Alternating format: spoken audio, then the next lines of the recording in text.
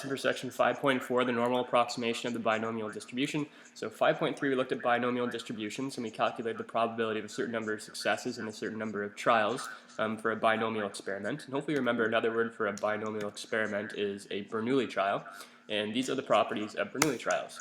So whenever you do a trial, there's only two possible outcomes. You can succeed or you can fail.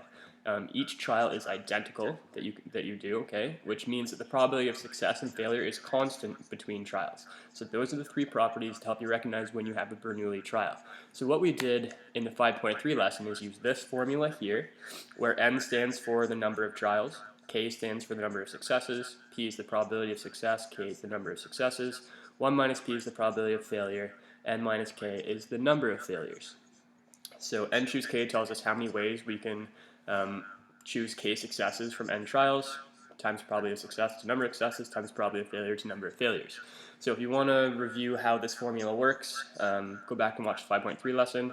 I'm going to do a very quick reminder of how it works with this example here, just to get us started for this lesson, because this lesson is very related to section 5.3, and actually it's related back to chapter 3 as well, where we have the normal distribution.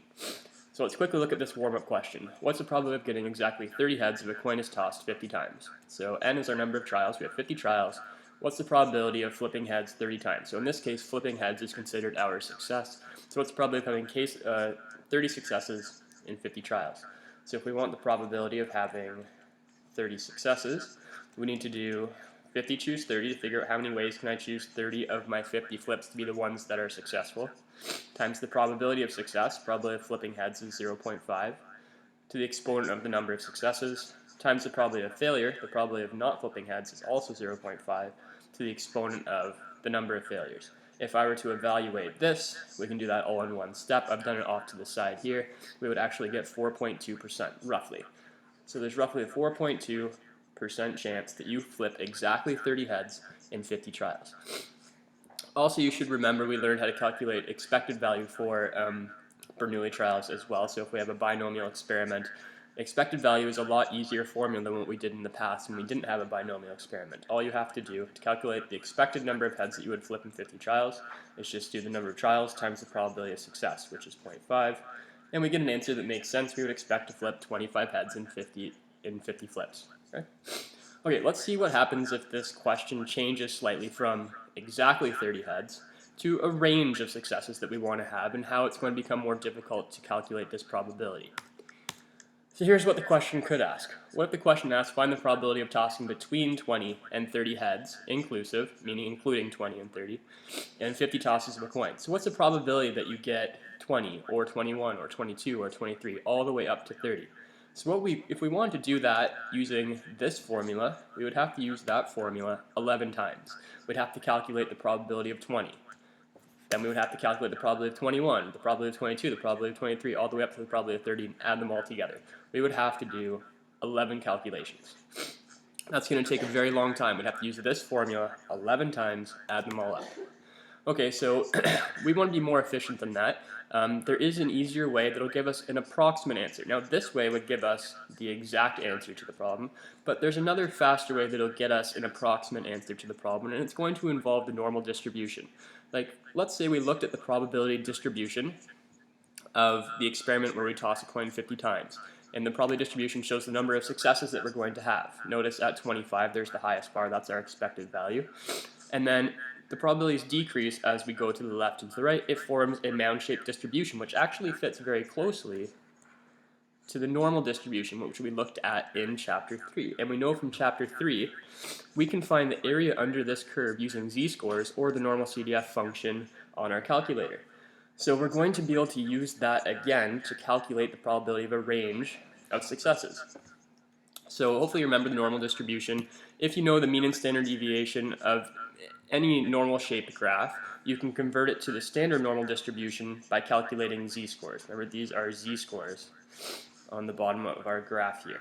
Now, and then we can look up our Z-scores on our Z-score table to figure out the area to the left of any of the Z-scores.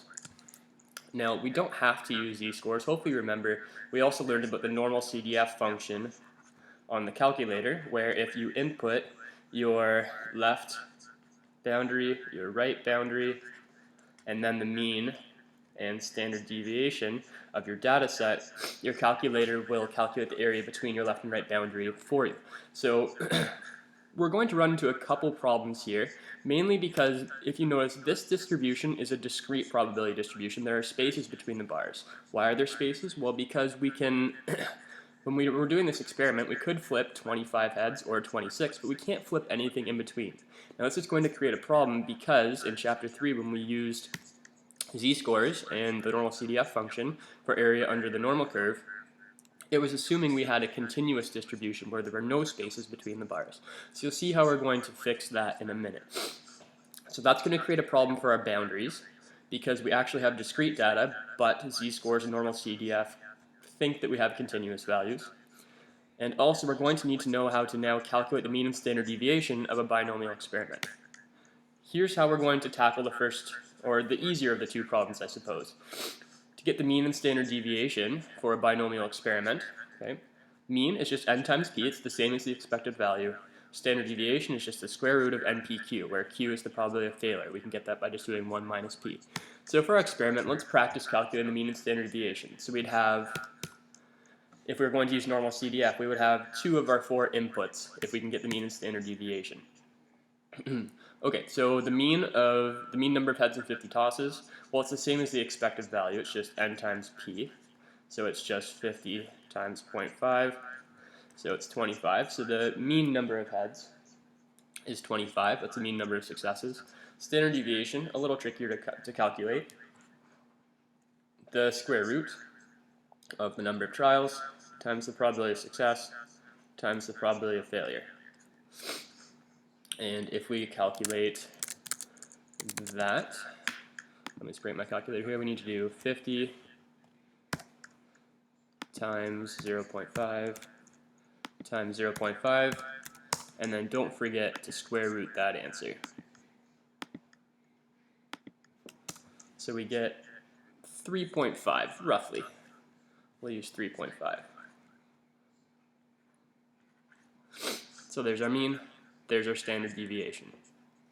Okay, now the next problem is we need to know our range, our left and right boundary for under the curve. So if you remember, the original problem was, what's probably flipping between 20 and 30? So you would think our left and right boundary would just be here at 20 and here at 30. Our left boundary would be 20, our right boundary is 30. But once again, that we still have the problem that it's going to think that we have a continuous range of values, but we actually have discrete values. So this is how we're going to take care of the problem. So this is what I've just explained about having discrete, but the normal distribution assumes continuous values. So what we're going to need to do is change those discrete values to continuous values. So, for example, to find a range of values to represent the discrete value of 5, let's say we want the probability of just 5, we would need to consider all numbers that round to 5.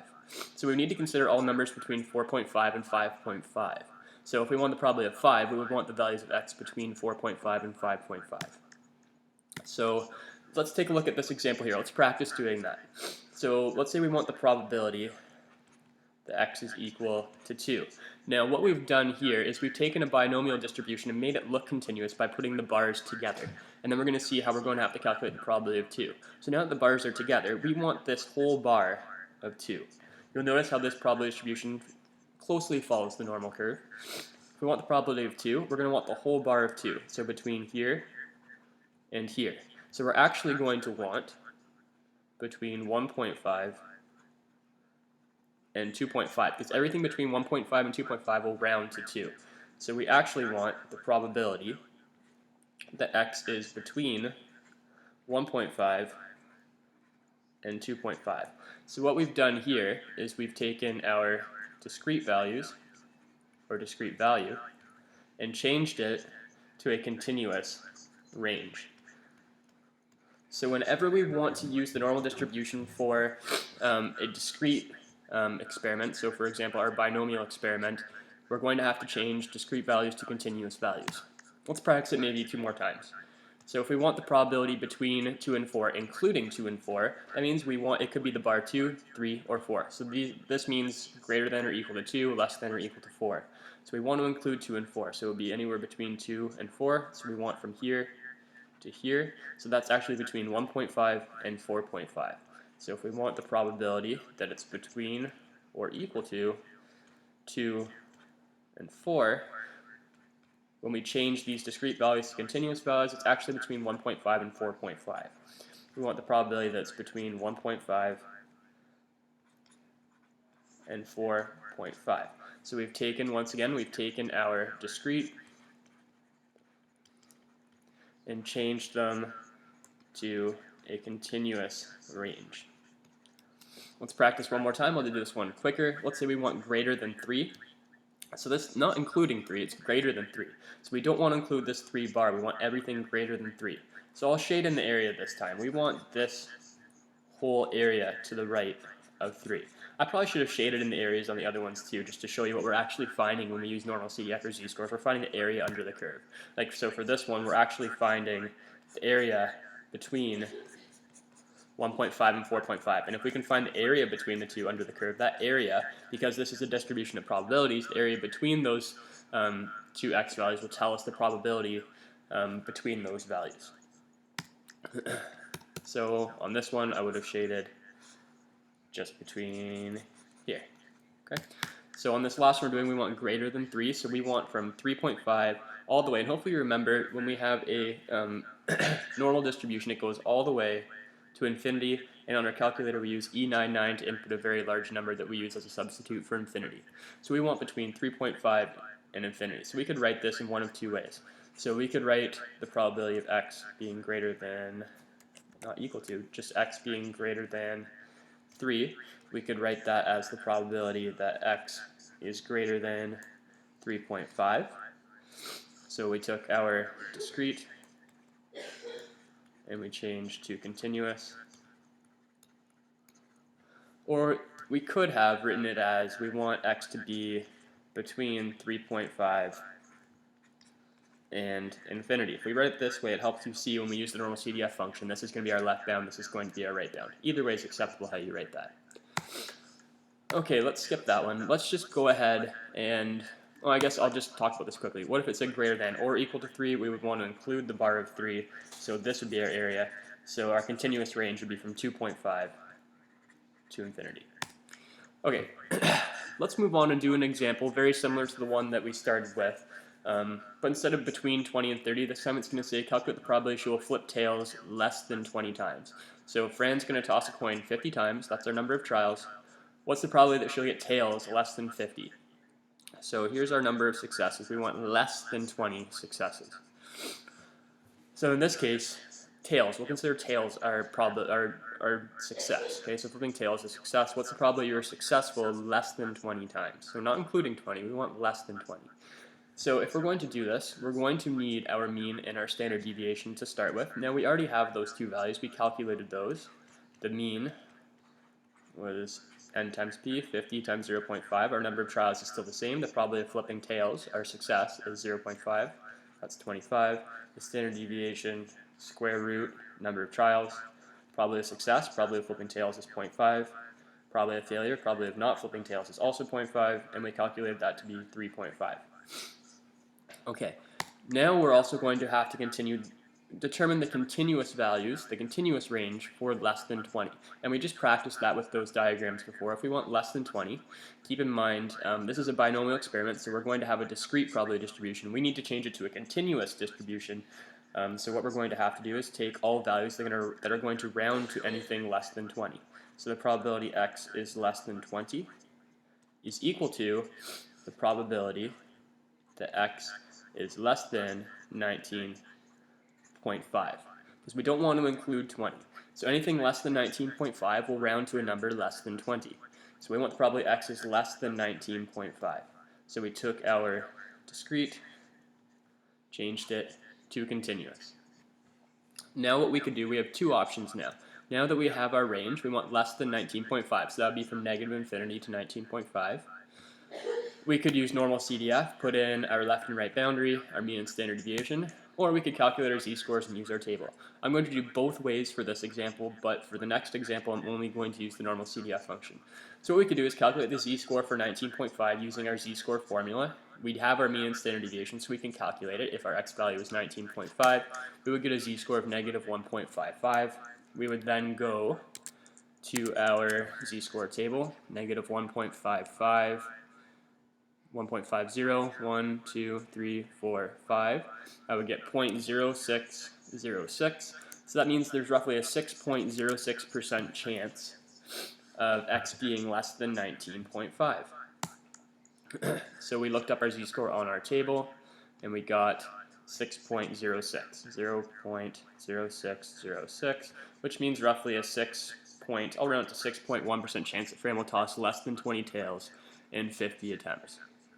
And keep in mind, this one worked out nicely because the z-score table always gives you the area to the left. In this case, it was asking us for the area to the left of the z-score of negative 1.55. Now, the z-score standardizes it to the normal distribution, and then this table shows you the area to the left of everything on the standard normal distribution.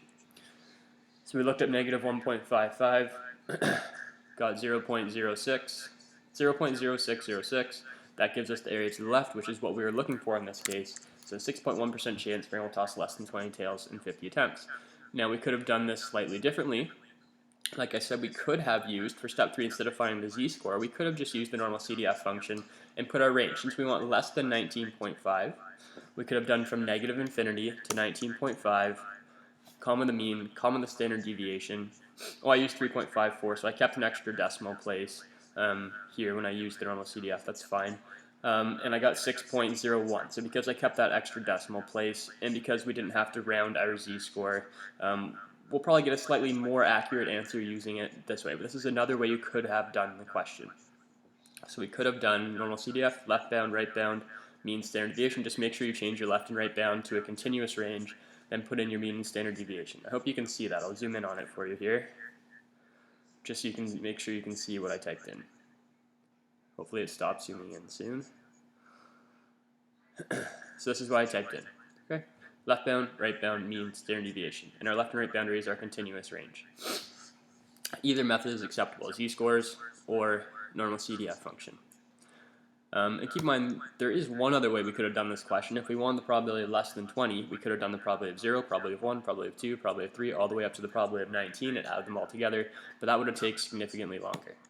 Let's try another example. I'll do this one quicker. So here's just a nice summary page of how to use the how to use your calculator to calculate that probability. Maybe I'll just show you quickly on the calculator. So we access the NormalCDF command by pressing, I'll clear all this, second vars to bring up distributions. We want the NormalCDF distribution. Then we type in negative E99, that's our left boundary, negative E99, that just puts in a very large negative number. Our right boundary was, in this case, 19.5, then the mean, which was 25, and the standard deviation, which was 3.54, close bracket, enter, and we got roughly 6.01%. Okay, another example, I'll do this one quicker. We're just going to use the NormalCDF function for this one. Calculate the probability that in 100 rolls of a fair die, 6 appears between 10 and 20 times. So we're looking for inclusive. So we're looking between 10 and 20, including 10 and 20. That's why these little equal signs are beneath the greater than and less than symbol here. So x is greater than or equal to 10, but less than or equal to 20.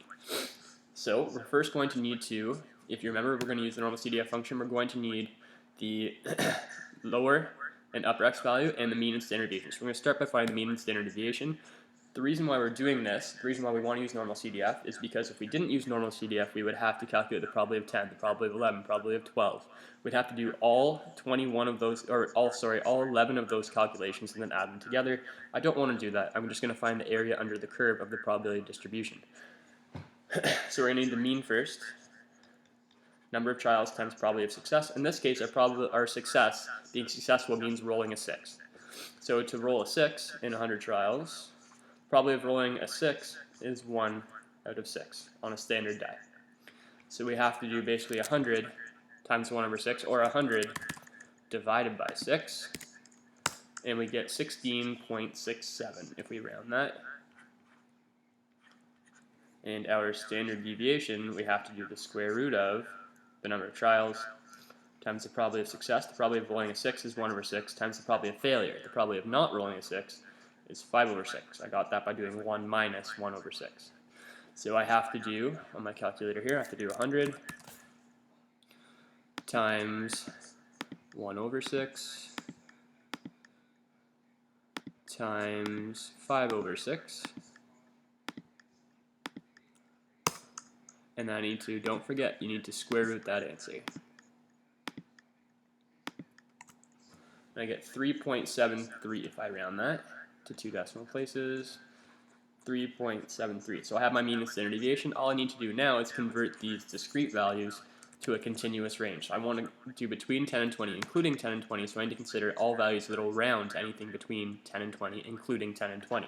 So the probability that it is between 10 and 20, including 10 and 20, is equal to the probability that it's between 9.5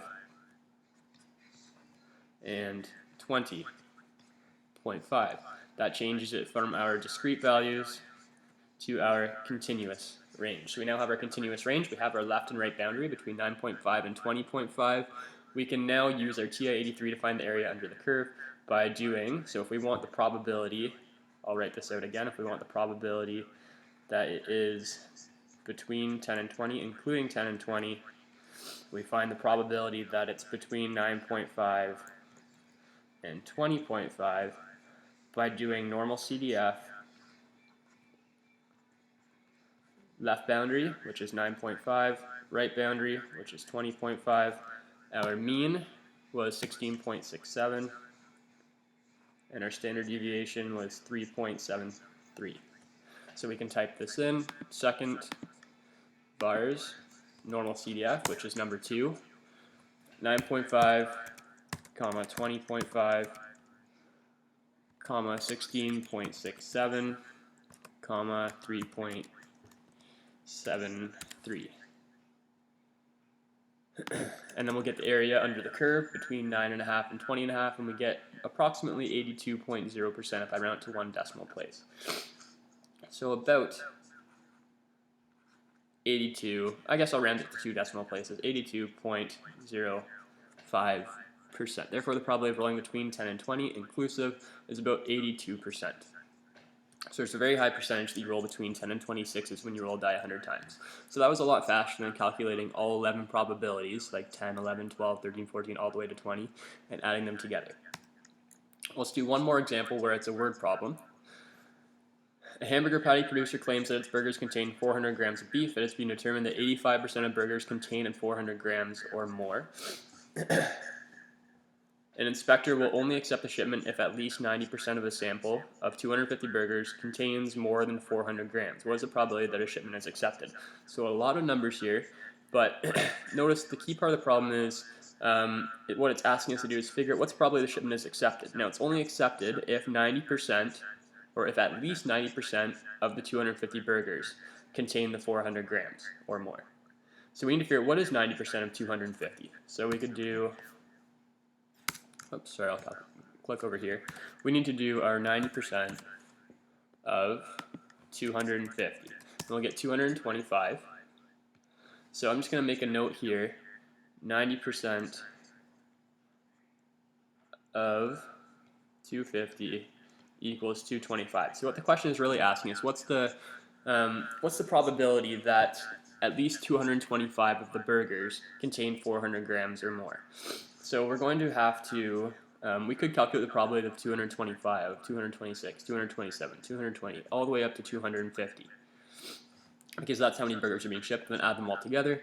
Or we can convert our discrete probability distribution to the normal distribution and find the area under the curve. So that's what we're going to do. So we're first going to need to find the mean and the standard deviation. So mean, keep in mind that's n times p, number of trials times probability of success. In this case, there are 250 burgers. That's their number of trials. What's the probability that one of those burgers contains 400 grams or more? Well, it tells us up here, the probability of success, 85% of burgers contain 400 grams or more. So I have to do 250 times 0.85. And if I do that over here, 250 times 0.85, I get 212.5. So we've got the mean. We also need the standard deviation, the square root of NPQ, so number of trials, probability of success. If there's an 85% chance that the burger contains 400 grams or more, the probability of failure, the probability it doesn't, is 0.15, 15%. So we'll have to do 250 times 0.85 times 0.15, and then square root the answer. Square root that answer, and then I'll keep a couple decimal places, 5.65 if we round that. Okay, we've got the mean, we've got the standard deviation. We just need to convert our discrete range to our continuous range. So we want the probability of greater than or equal to 225. So what we're going to have to do is change that to a continuous range. And keep in mind, we're using 225 because 90% of the 250 is 225. If we want to convert that to a continuous range, we want to convert probability x is greater than or equal to 225. That's equivalent to, if we convert it to a continuous range, of the probability of x rounding to anything greater than or equal to 225. So x could be anything greater than 224.5, because anything greater than 224.5 is going to round to 225 or bigger. So once again, we've changed from our discrete to our continuous. Now we're going to use the TI-83 to calculate the probability. So we want the probability x is greater than or equal to 225. We're going to use the continuous range of x being greater than 224.5, and we're going to calculate that using the NormalCDF function. Left boundary is 224.5, right boundary, infinity. Keep in mind this graph goes forever, it doesn't stop at 250, it goes forever. So left boundary is 224.5 and it's going to continue forever to the right, that's why our right boundary is infinity. Comma the mean, 212.5, and then the standard deviation was 5.65, I believe, yes. We'll type that in and we'll get our answer for the probability that the shipment will be accepted. So we'll do, once again, second vars, number 2, 224.5, comma, E99, comma, 212.5, comma, 5.65. Close bracket, enter. There is roughly a 1.68, or I'm going to round it to 1.7% chance that the shipment is accepted. And I believe that's all we're going to do for this lesson. So, if you think about it, there's a small chance of it being accepted because on average, only about 212.5 of those 250 burgers would have 400 grams or more. And we're asking, what's the probability that 225 of them have more than 400 grams or more? So that's going to be a small probability. So that's it for this lesson, other than just a little thing to add here at the end that I didn't talk about before, but in order to be able to use this normal approximation of the binomial distribution, so to change this discrete binomial distribution to a normal distribution that's continuous, we're only allowed to do it if it meets two criteria. These are the two criteria. N times p has to be bigger than 5, and n times 1 minus p has to be bigger than 5. So what you would want to do before doing any of the problems that we did is you'd have to do this quick check. You'd have to check. Is np bigger than 5? Is n times 1 minus p bigger than 5? So let's check for example 3 and make sure we were allowed to use the normal approximation to the binomial distribution that we just used. So there were 250 trials. The probability of success was 0.85. We'll have to check that answer and see what we get, which we've already done that. 250 times 0.85. We did that back here and we got 212.5. Okay, so that's bigger than 5, so that one's good. And we also have to check n times the probability of failure. So we also have to check 250 times 0.15 and make sure that's also bigger than 5. So we'll go over here, we'll check 250 times 0.15, and we got 37.5. So that's also bigger than 5. So yes, we are allowed to use the normal approximation to the binomial distribution. Alright, that's it for the lesson. Go to jensenmath.ca, get the worksheet that goes with it, and try it out.